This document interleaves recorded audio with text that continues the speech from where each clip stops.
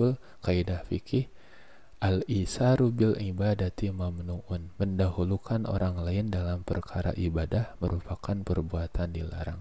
Kaidah fikih al-isaru bil ibadati mamnu'un, mendahulukan orang lain dalam perkara ibadah merupakan perbuatan dilarang. Kita sebagai peserta sudah tahu ini kebaikan, tapi membiarkan orang lain melakukannya lebih dulu atau membiarkan orang lain melakukan lebih baik dari kita, atau kita sebagai peserta tidak ada motivasi keinginan untuk melakukan yang terbaik dalam kebaikan ini. Sebagai contoh, ketika kita melaksanakan salah satu ibadah dari Allah, ada kesempatan melakukan kebaikan, seperti contohnya berangkat ke tempat wudhu, kita datang berbarengan,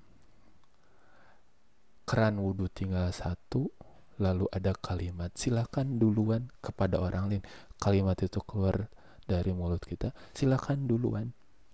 Memang terdengar seperti seorang yang sopan, seorang yang solih, tetapi dalam masalah ibadah sesuai kaidah fikih tadi itu perbuatan yang dilarang. Ini wudhu, ini kebaikan, ini perintah dari Allah, maka jangan biarkan orang melakukannya mendahului kita. Siapapun itu, baik presiden, baik bahkan ulama sekalipun, termasuk guru kalian sekalipun, tidak boleh sampai kalian mendahulukan mereka. Tentunya dengan sebelumnya mengucapkan kalimat-kalimat yang baik, semisal izin mendahului mereka, mohon maaf didahului, karena memang ini masalah ibadah. Beda hanya dengan masalah keduniaan. Sebagai gambaran, ketika kalian datang ke tempat prasmanan, sebuah hajatan, piring tinggal tersisa satu, antrian masih panjang, lalu kalian ambil piring yang tinggal satu itu, lalu terucap dari mulut kalian, silakan duluan. Nah, ini bagian dari kebaikan. Kenapa? Karena ini masalah dunia. Dalam kaidah fikih yang lain, al-isaru bi dunia, kalau tidak salah, mahbubun, mendahulukan orang lain dalam masalah keduniaan itu bagian kebaikan atau sifat yang terpuji. Pada kenyataannya, kita menyaksikan atau kita merasakan sendiri sesuatu yang bertolak belakang. Masalah keduniaan kita ingin selalu terdepan, masalah ibadah membiarkan orang lain mendahului kita. Masalah prasmanan di hajatan tadi, saya duluan, tapi masalah sholat silakan duluan. Misalkan ibu-ibu, perempuan, siswi ketika masuk musola, mukenanya tinggal satu, lalu kalian ambil dan serahkan kepada orang lain dengan kalimat silakan duluan, itu bagian dari mamnuun, sesuatu yang tercela atau dilarang. Tapi dalam masalah keduniaan tadi malah justru sebaliknya, saya yang duluan. Nah, ini yang harus diluruskan. Kita sebagai peserta lomba, kita melihat kesempatan melakukan kebaikan, maka jangan sampai kita biarkan orang lain melakukannya lebih dulu dari kita. Namun jangan dikira bahwa perlombaan dalam kebaikan ini tidak selamanya, tidak melulu soal kecepatan, siapa yang duluan dan siapa yang terakhir. Perlombaan dalam kebaikan ini mungkin ada beberapa kelas. Dalam kelas kecepatan, siapa yang lebih dulu berangkat ke masjid, mungkin kita kalah, bisa jadi karena didahului oleh orang lain, maka kalahkan dia dari segi kualitas sholatnya.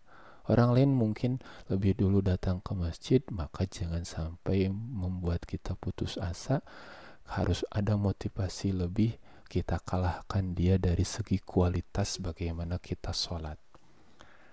Kita sholat lebih khusyuk, kita sholat membaca bacaan yang lebih tartil dibanding orang itu. Pun halnya sama dengan kelas yang lain. Bahkan ada kelas kuantitas. Dalam kebaikan ini, berlomba dalam kebaikan, ada kelas kuantitas. Sebagai contoh, ada orang yang berinfak, dia lebih dulu dibanding kita. Kita perhatikan dia berinfak dengan jumlah rupiah yang kecil, kita kalahkan dia. Walaupun kita belakangan berinfak, kalahkan dia di dalam kelas yang lain, kelas kualitas mungkin. Ridhokan, ikhlaskan apa yang kita infak, lebih ikhlas dibanding orang itu. Lalu dari segi kuantitas kita infakkan dengan nilai yang lebih dibanding orang itu. Dengan tujuan apa? Dengan tujuan berharap kita menjadi yang terbaik di hadapan Allah Subhanahu wa Ta'ala. Rekan-rekan yang saya hormati, saya sayangi, saya cintai, jangan sampai kita keliru mengikuti perlombaan dalam kebaikan ini.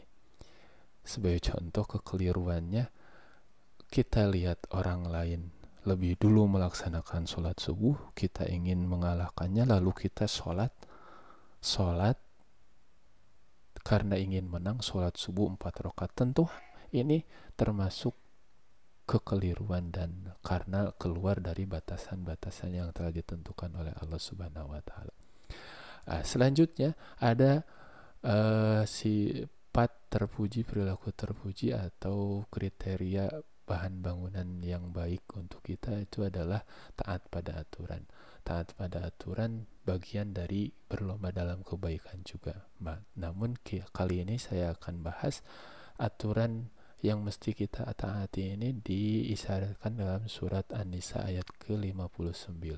Dari sana kita ketahui bahwa aturan yang tertinggi dan mutlak dikerjakan atau ditinggalkan ketika ada larangan itu aturan dari Allah Subhanahu wa Ta'ala.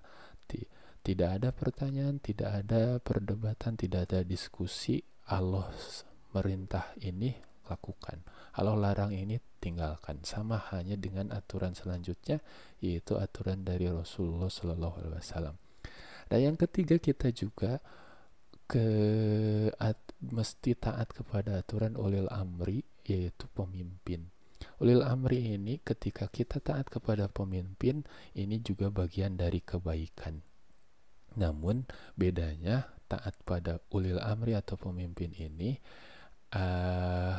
kita harus taat, namun ketika perintah larangannya itu tidak bertentangan dengan Allah dan Rasulnya. Ulil amri ini banyak, ada presiden, dari tingkat tertingginya sampai kepada kepala keluarga, orang tua kita di rumah. Termasuk juga ketua kelompok, ketua kumpulan komunitas kita itu bagian dari ulil amri. Namun ketika mereka memberikan perintah yang perintah itu bertolak belakang dengan Allah dan Rasulnya, kita wajib meninggalkan perintah itu.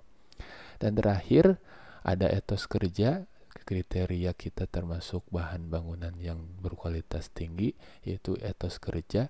Etos kerja yang diharapkan oleh Islam, oleh Allah itu adalah sikap karakter saat bekerja, mengerjakan sesuatu di bidang apapun, dituntaskan dengan dasar mengharap ridho Allah Subhanahu wa Ta'ala.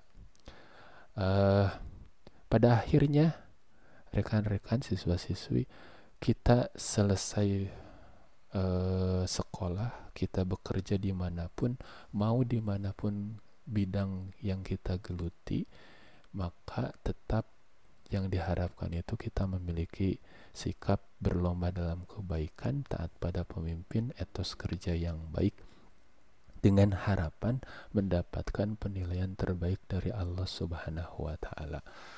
Kiranya sampai di sini saja karena limit waktu juga terlalu lama, panjang juga tidak baik. Mungkin kalau masih ada banyak pertanyaan, silakan sampaikan di kolom komentar. Nanti kita akan bikin video tanya jawab untuk membahas pertanyaan-pertanyaan yang masuk di kolom komentar. Dan sebelum berakhir, saya kembali ingatkan, jangan sampai sekali-kali kalian mau mensubscribe, like video di Abu Nuha Channel jika kalian memang masih berpikir channel-channel lain seperti channel prank, humor dan sebagainya itu lebih bermanfaat dibanding channel Abu Nuha ini. Akhir kata, semoga kita semua termasuk orang-orang yang ada di golongan bahan bangunan berkualitas baik dan siap membangun bangsa negara ini menjadi lebih kuat. Ketika kita menjadi bahan bangunan yang berkualitas baik, akan mampu mengangkat derajat kita. Selain itu mampu memberikan sumbangsi buat kekokohan agama dan negara ini. Sebaliknya, ketika kita menjadi bahan bangunan yang jelek, jangankan untuk membangun kejayaan bangsa, negara, agama, untuk membangun kesuksesan diri sendiri saja, saya pastikan itu akan kesulitan. Sampai di sini, sampai berjumpa kembali. Assalamualaikum warahmatullahi wabarakatuh.